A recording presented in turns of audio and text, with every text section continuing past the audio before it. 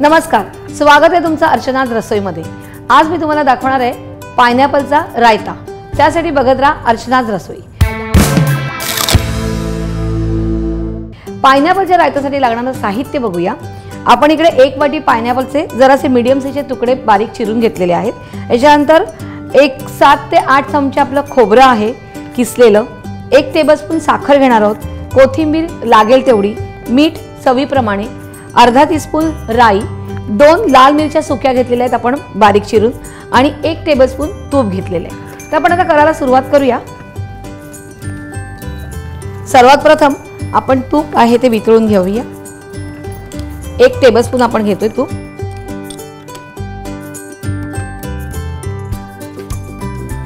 तूप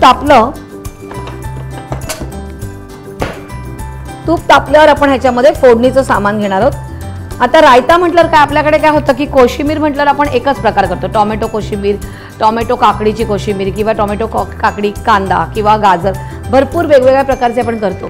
पण अननस म्हटल्यावर आपण अननसाचे कधी रायता किंवा कोशिंबीर वगैरे करायला जात नाही, पण स्पेशली लग्न कार्यामध्ये हल्ली सलाड्समध्ये तुम्हाला अननसाचा रायता हा हमखास मिळतो आणि तो अगदी सोपा आहे। म्हणून आपण बघूया, ते आपलं जे तूप आहे ते गरम झालेलं आहे।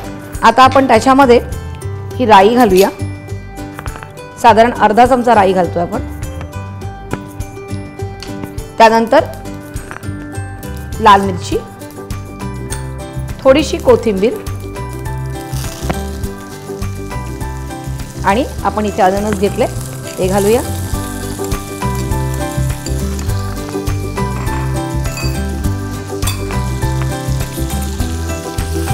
याची रंगसंगती पण एवढी छान दिसते की अननस आहे, त्याच्यावरती काळी मिरी, त्यानंतर ती लाल मिरची। यानंतर आपण इथे घालतोय 1 चमचा साखर घेतलेली, ती घालतोय। हे थोडंसं गोडसर पण असतं आणि थोडंसं तिखट पण येतो। चवीप्रमाणे मीठ,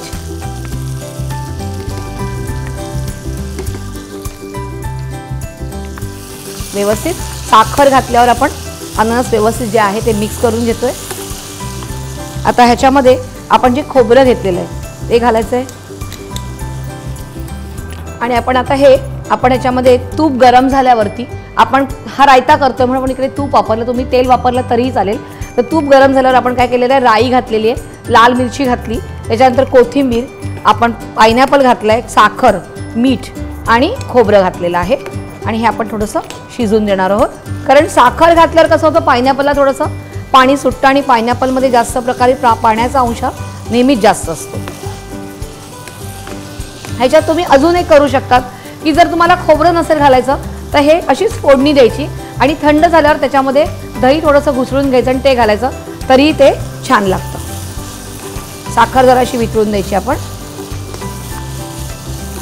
आणि हे जास्त शिजवायचं नाहीये।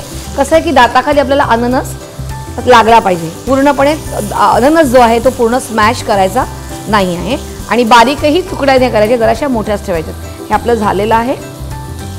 आपण ह्याच्यामध्ये आता काढून घेऊया। त्याच्या अगोदर थोडीशी कोथिंबीर,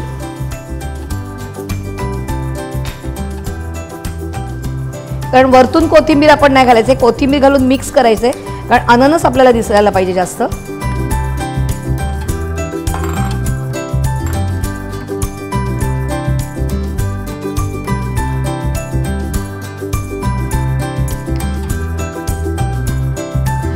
अशा प्रकारे पायनॅपलचा रायता तयार आहे। हा रायता तुम्ही नुसता खाल्ला तरी छान लागतो आणि जेवणाबरोबरही छान लागतो। तुम्ही काय केलं, सबस्क्राइब केलं कुठे, इंडिया फूड नेटवर्कवर। आणि असेच काही छान छान तुमच्याकडे कोशिंबीरचे प्रकार किंवा रायताचे प्रकार असतील, चटण्यांचे प्रकार असेल, लवकरात लवकर फीडबॅक द्या आणि त्यासाठी बघत राहा अर्चनाज रसोई।